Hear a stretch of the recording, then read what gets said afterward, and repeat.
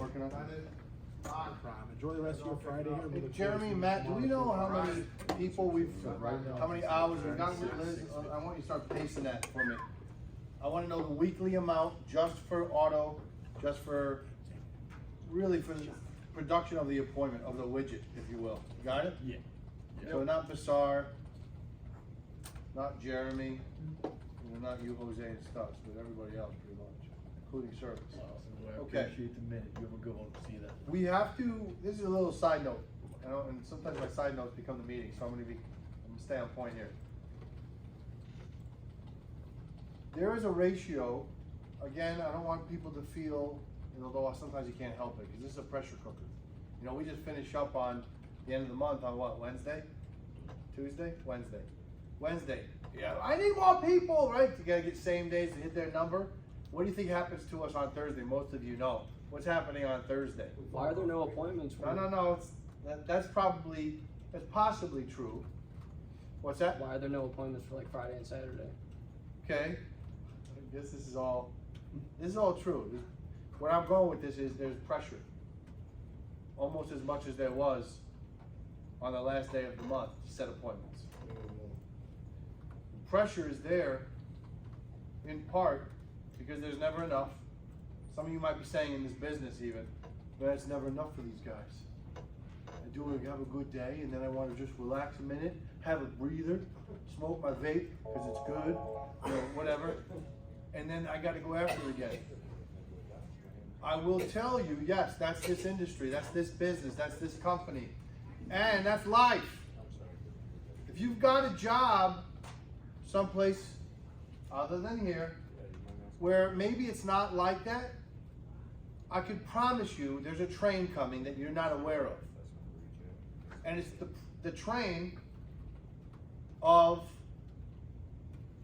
despair, hopelessness, depression, because a body in motion, something that's moving, right, has the chance at least to continue to grow and become something more compared to something that's stagnant. And you just have to kind of be aware of that all the time in your life. Now, this type of job is direct, right? Every single day, we're studying outcome. But there's a lot of jobs that aren't necessarily that way. People close a big sale, they take time off. Yet if they really got into their brain and broke that brain down, and they could take the brain into a chat GPT space, they might say, well, what is my life as I'm dying, as I'm on my deathbed? What is my life? Did I accomplish everything that I set out to do? Did I use every second and every minute, now that I have that perspective, to look back? Let's just say you had that technology. Would I have done what I did? Would I have used my time the way that I did? And again, this is not regret, right? Because we're not on that deathbed, knock on wood. Let's pray, hopefully. Okay?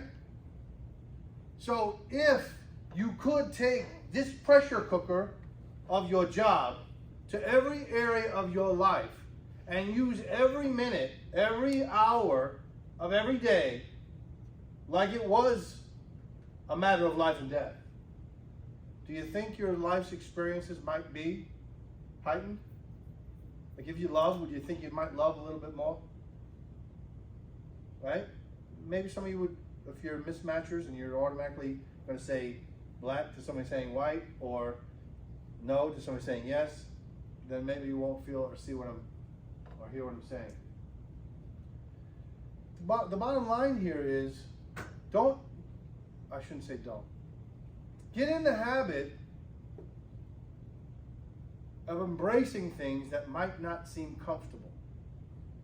And then it will become comfortable. Not to the place where you stop moving or working, it'll just be a habit, like building a muscle. Make sense? Mm-hmm. But if every day you spend cursing this thing, it'll never become part of you, and you might be avoiding something wonderful that you could look back on your life and say, boy, I'm glad I did that. I'm glad I put myself in harm's way. That makes sense? Think about your own lives. Again, do it from a perspective of that this is powerful and positive. Think about something that maybe wasn't so pleasant or perfect, moving from a country, ending a relationship that you thought was it, and then a change of career, or you're on your back and you got hurt or you got sick.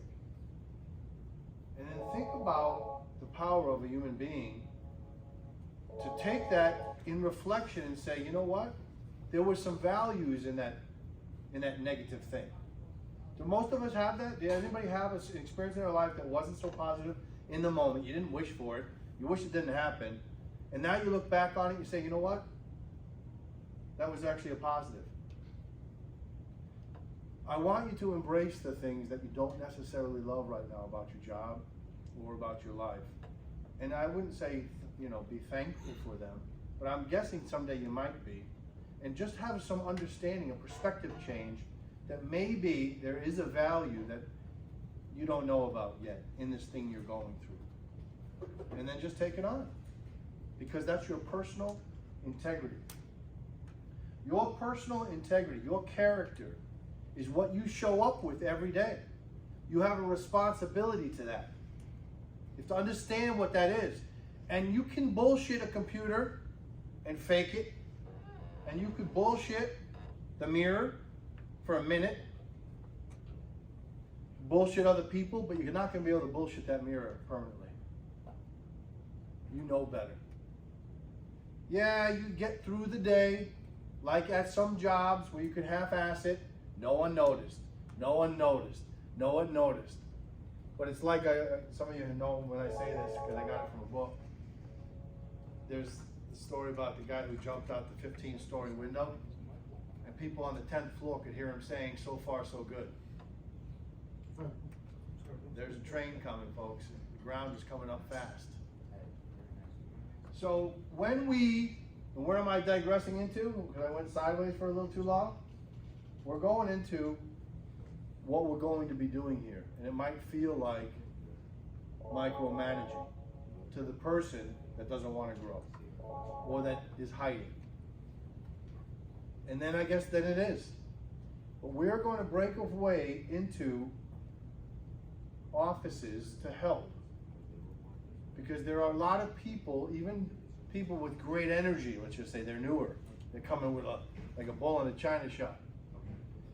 And there are some veterans that feel like they are in radio experts. And you go tell them how they're bowing out or getting anxious when they should relax in their clothes, and they might be feeling like, wow, man, I'm working for this guy for all these years and he's got to nitpick. I'm not here to nitpick. I don't have in me, as a responsible human, it doesn't make me great, it doesn't make me right. But to my personal integrity, when I hear something that's off, it's my responsibility to check it. Like when I'm coaching baseball, and a kid's taking a horrible swing in batting practice, I got all these other kids that need attention. I'm not going to make believe I didn't just see it. I've got to go back over it right then and there. When I'm walking by, this doesn't happen. You're an optimist. I might walk by Justin and, hey, what's up, Justin? And my what's up is really just like hello, but it was a question. What's up, Justin? What? All right. You know, and you can just see him. Steve, it might have been you doing that once in my life or twice. But when you ask that and you feel it and you hear it, you have a personal responsibility to that in my mind, in my world. When I hear what I hear on the phones in here, I know that the people's heart is here and people's intent is great. And no one really likes criticism. At the same time, when I'm here and it's the cacophony of sounds is a little bit less, I hear a lot. And it's not good. But again, don't take that personally. I just know I gotta be better. I got a lot of baseball players that have a hitch in their swing. And I've gotta help. But some of you might feel like that's micromanaging or it's not good enough. I don't care if it's CSI, I don't care if it's radio, I don't care if it's collections, I don't care, I certainly know it could be data, it could be anything. You gotta want to improve and get better. And that's what a coach offers. And that's what our coaches need to be offering better, doing a better job with. Right? It's part of our processes and systems. So we're gonna be role playing. We're gonna go over, and Zach's a new person. Zach, wave your hand. We got a lot of new folks. But I want the new folks to kind of help us along too and say, hey, you know, I think in training, maybe you can, but don't give it to us every second of the day. Maybe give us, if you last that long, because we're probably not going to want to hear from you on day one. You know, there's people coming in. Let me tell you what's wrong with your company, Dave. I'm probably not going to listen to you on day one. But if you've been here a little while and you've gone through a bit of a process and you've earned my trust, and that the words coming out of your mouth might be meaningful because you're not the person that's pointing out what's wrong with everybody else, and that you're actually trying hard and working hard, then I'll probably listen. All right, but we need that help. All right, so is everybody with me so far? We're good? All right. So again, it's not micromanaging, but we got to teach you how to sell. We got to teach you how to do these jobs to the level that I believe you're capable of doing them, so that we can then supply a product to our customers that's helping these customers get their outcomes. And in doing that, it's a self-fulfilling prophecy.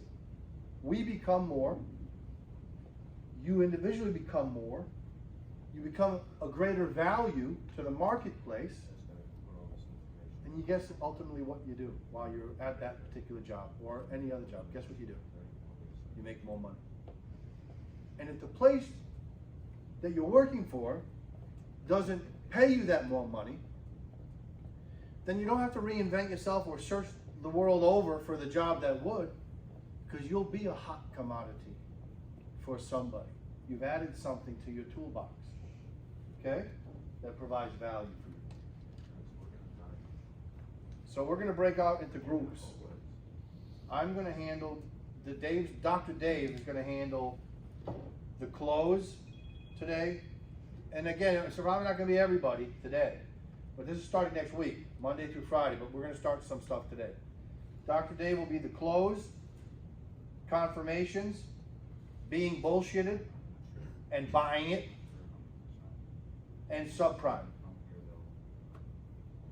What to look for, what to hear, how to handle. There's too many of you are a little bit caught in outcome of an appointment or outcome of just doing my job and wanting to be nice to somebody, or as opposed to what really is an appointment. What really, you know, I'm getting us sideways, but I'm going to tell you all those things. Dr. Jose, Dr. Stutz, and Dr. Cush are going to grade you after your first time through all these categories. There's going to be a role play category. There's going to be a call review category. There's going to be a battle. You're going to have a one-on-one battle with somebody, and you're going to be judged by your peers and graded by your peers. And there's going to be cash paid to the winner, like an arm wrestling contest. There's going to be equity mining class, Dr. Stutz. There's going to be BDC class, Dr. Cush. CSI class, Dr. Stutz. Matt, I haven't figured out your classes yet, but you'll be involved in that. Collections, there'll be a collection class, radio class, inside sales class, and outside sales. In sales, and Zach, I'll talk to you more about this too. Tice, Joey's not here today, is Joey? Okay. No, he's not. All right. And my veterans, of course, Justin, Lexi, VJ, you know, Matt B, everybody that's been here a while. I don't want to start naming names and forget somebody. You know, you're all going to be helping in a buddy system. There's going to be a buddy system as well. because these people who want to become leaders and senior SDRs have to learn how to lead, and our leaders have to get better, and it's all kind of one. Sales. How you should be thinking on every call. So I'm going to go into this real quick, and then we're going to break away. At Chicago Dodge, we sent some people. Raise your hand if you were at Chicago Dodge. Okay. We did okay.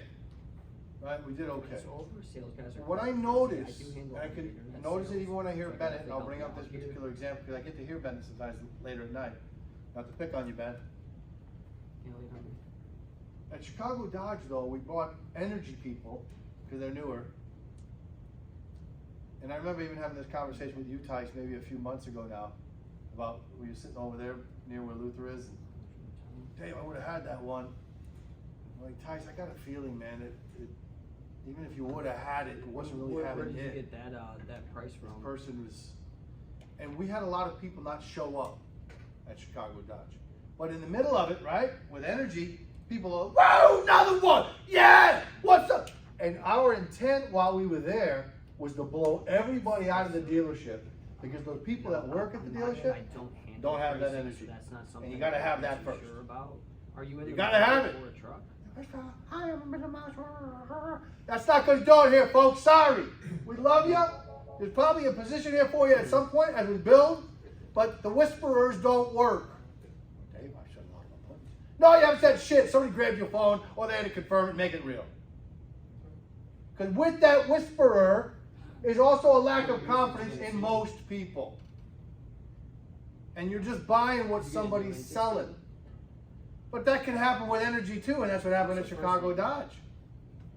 We sold so much in energy and hype and pomp and circumstance that the people we were talking to bullshitted us. They didn't know how to say no. Yeah, oh, well, come in. And they don't show up.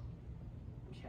And then when you really find it out is when you confirm. Well, I could definitely get that. And the more handled for newer you people and, will learn get in you an answer confirmations. there. Did you?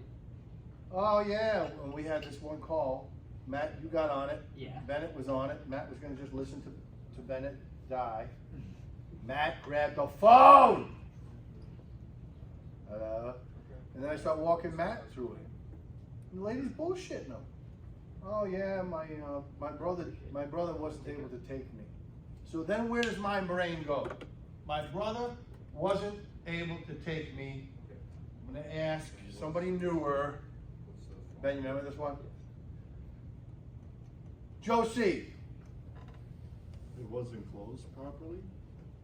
Possibly. And what would not properly closing it look like or sound like? Just not exhausting every effort to say. Like what specifically? Even if your brother couldn't give you a ride, you open to take it. Boom, Joe, that's awesome. I would give you an A for that. But how many of our veterans that are here right now, when the person says, yeah, I'm in, can't wait. How you getting there? Because you know it's subprime. My brother's gonna take me. How many people say to that person right then and there, okay, I have a personal responsibility, my personal integrity, and my character to make sure that you have the greatest experience you have when you get to this dealership.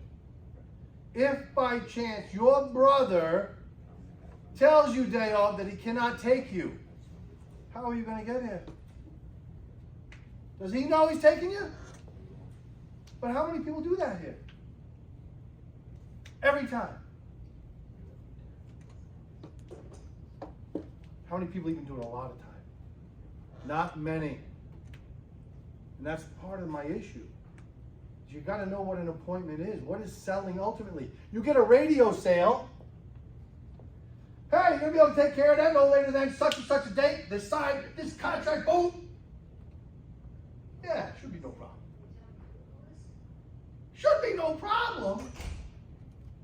That's not good enough. Yet in your own lives daily, when friends say to you,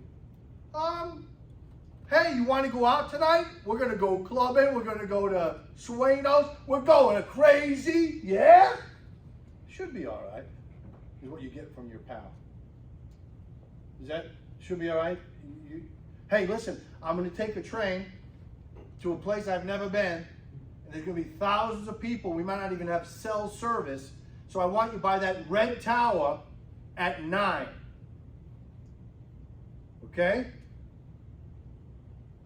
That should work. When you get that and you're in the middle of energy, is that good enough for you? So why is it good enough on these phones? Somebody answer that question. Tice, why is that good enough then on our phones? We're too weak. All right, be specific. Yeah, that's weakness. Yeah. Lisette, why? I should be able to get that CSI done sometime today.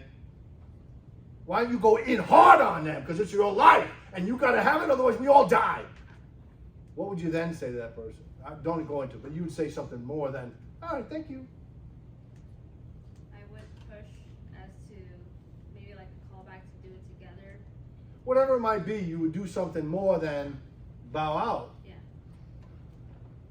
But why, my question again was, why don't we do it every single time? Want the appointment. Tyler, did you say something? For confrontation.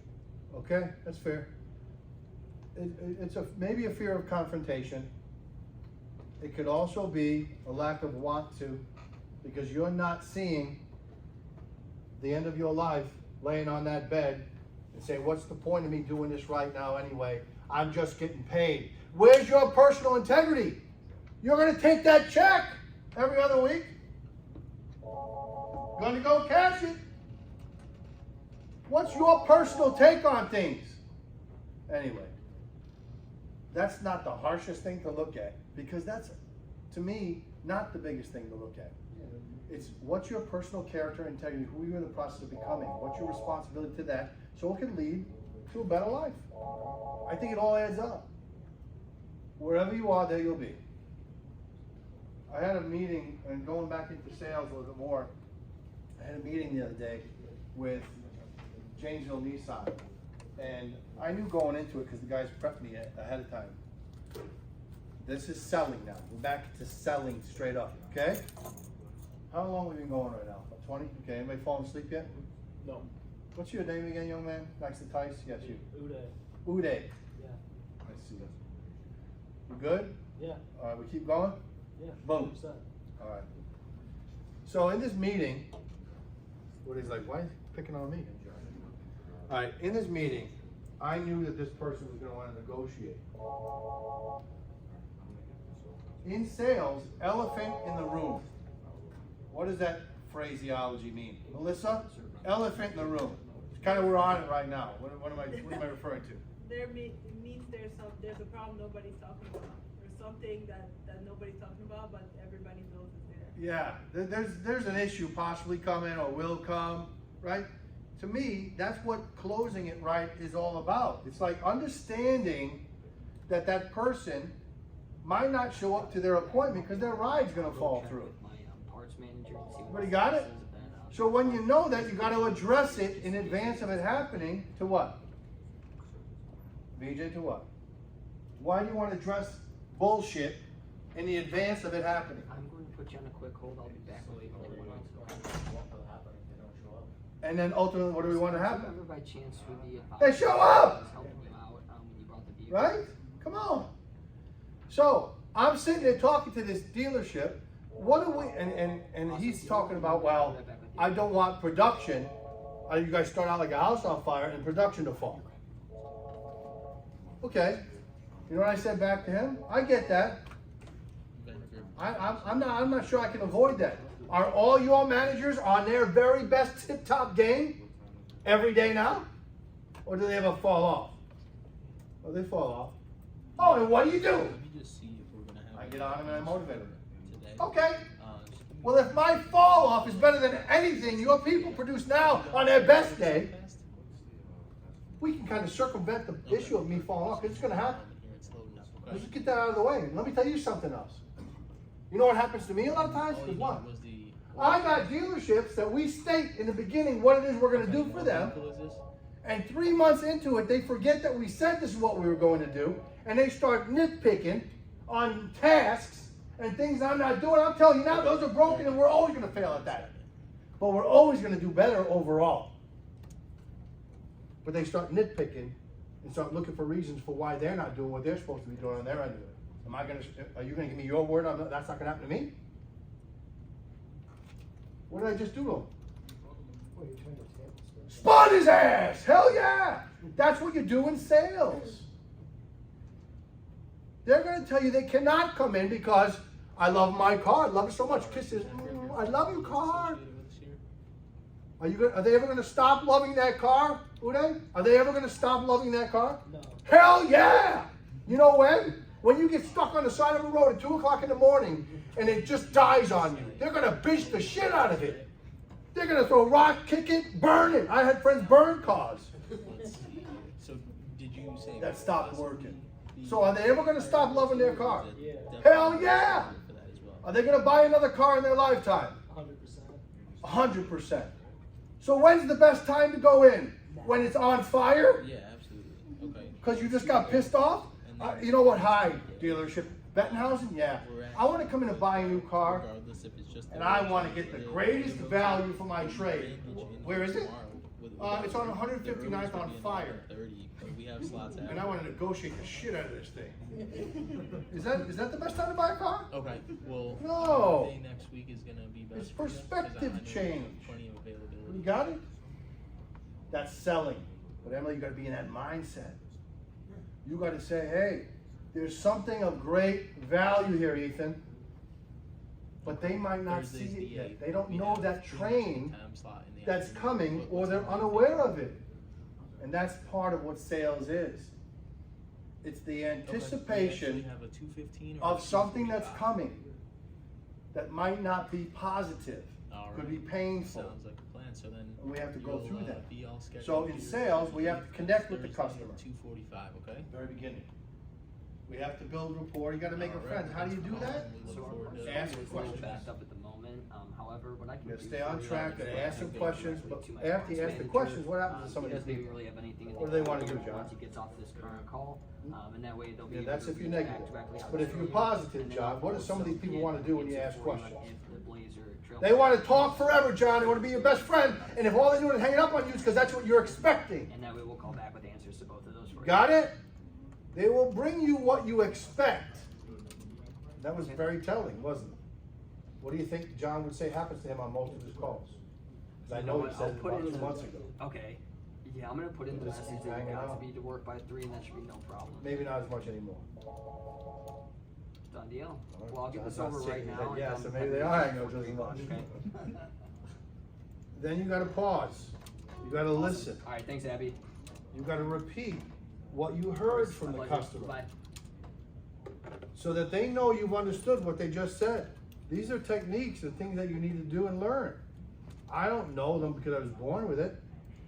Right? I might have done some of it naturally, but then I read and I learned. And how many of you taking time outside of here to read and learn? You better. You need to future pace the outcome of pain and pleasure. I know these are very technical. These are things you're going to learn. Okay? These are things we're going to teach you.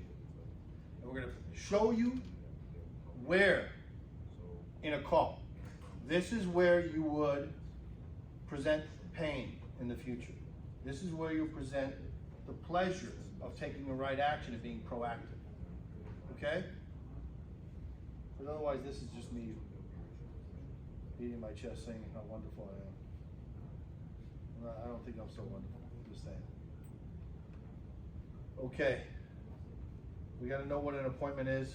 Anybody give me somebody give me some feedback then as to something that would help or something that they feel they need help overcoming. Because we're going to go into the office. I don't want to take a lot of time now, but I'm willing to take some questions. Let me just see if there's anything else. All right, that's about it. Anybody got anything they want to add? Okay. Doctor's offices, battles, role playing, call review.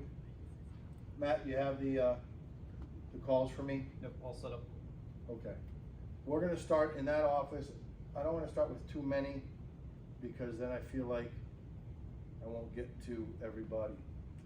But before we start, let me speak to Jose, Stutz, Jeremy, Matt V. Anybody else? Let's see, who else I got down here? Sean. Let's meet in my office real quick. Okay, everybody get back at it. Thank you.